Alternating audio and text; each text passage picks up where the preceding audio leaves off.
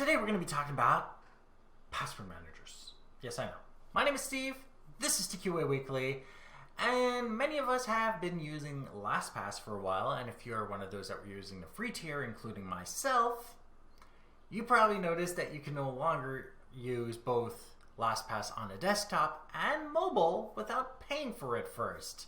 Which means that I had to pick a choice when we are talking about this episode. We are focusing on LastPass free being used on the desktop and me trying to find a replacement for my mobile device. So follow along as long as we're in that context. And you might have heard about my rant on Google Authenticator, but do you remember what I used to replace it? Yeah, the first thing we're going to be talking about is Microsoft Authenticator. It's not just for two-factor authentication. It can save passwords, and it's already free, and if you're like me, you already installed it. So you can use that instead of LastPass to save passwords on your mobile devices. And as a bonus, it also saves to the cloud, which means you don't lose anything if you do like I did and crush your phone by accident.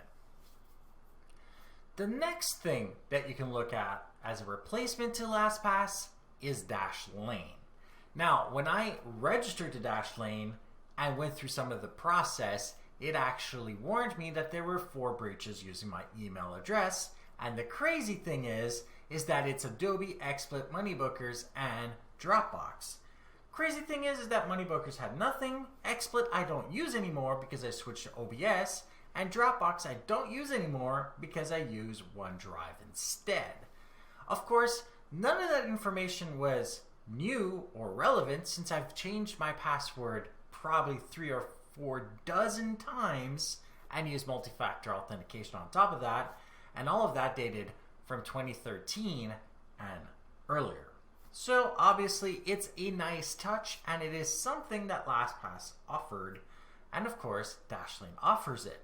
The interface is very much like LastPass, so if you're used to LastPass, you're going to love Dashlane, and it's also free unless you take a paid tier.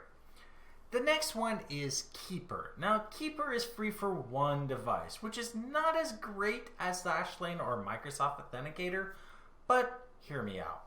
You need two-factor authenticator to prove that you are you on the desktop when you install it on your mobile device, which means that they have that security down, and it asks to confirm that you are in fact you before it lets you enter a password, which means they've got security in mind.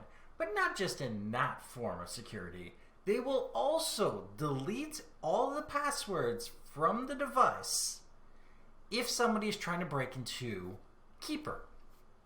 Meaning they've got your back when it comes to security. What would you rather have? Lose your passwords or somebody hijack your accounts? Because it's a lot better to lose your passwords than actually lose access to your accounts. So they've got you there, and that means they might actually be worth paying for if they're already protecting your interests from the free version to begin with. Then of course we've got something that a lot of you might think is a joke. And it kinda is, but it isn't. You see, your device has a keyring. And while it's not the most secure option, it is at least as secure as your device. Meaning that if you use a strong password and you enable basically memory deletion of everything in your device after a set amount of password attempts, those passwords will disappear too, much like Keeper. And your mobile devices can have two-factor authentication already built in. So it might actually be worthwhile looking at if you don't want to install anything or simply don't have the space to actually look at your built-in keyring. And that actually might save you a lot of time too. Which brings me to the next one, which you might think is also a joke. You're running out of space and you're trying to find a LastPass replacement. Well, why not do something that you already do on other websites, which is register for a new account. You see, you can only have your account free on the desktop or on the mobile. nothing stopping you from registering a new account for mobile if you're leaving that one on a desktop. You will have just as much work as every other option, except that you will have the same interface that you are already used to using, meaning that you have nothing left to learn, only a little bit of work to do, and everything else stays the same. I hope you take that one into consideration as well. And if you really love LastPass, you could always pay for it. And of course, this might actually be useful to other people. So, what I want you to do is to like this episode if you like it, dislike it if you didn't, that still helps the algorithm, share with those that you think can benefit from this, and don't forget to subscribe. And if you have any questions, comments, suggestions for topics, email me at ask@tqaweekly.com or go to my website, tqaweekly.com, where you can see the show notes on this episode, past others, find other ways of subscribing, and use the contact form to email me directly.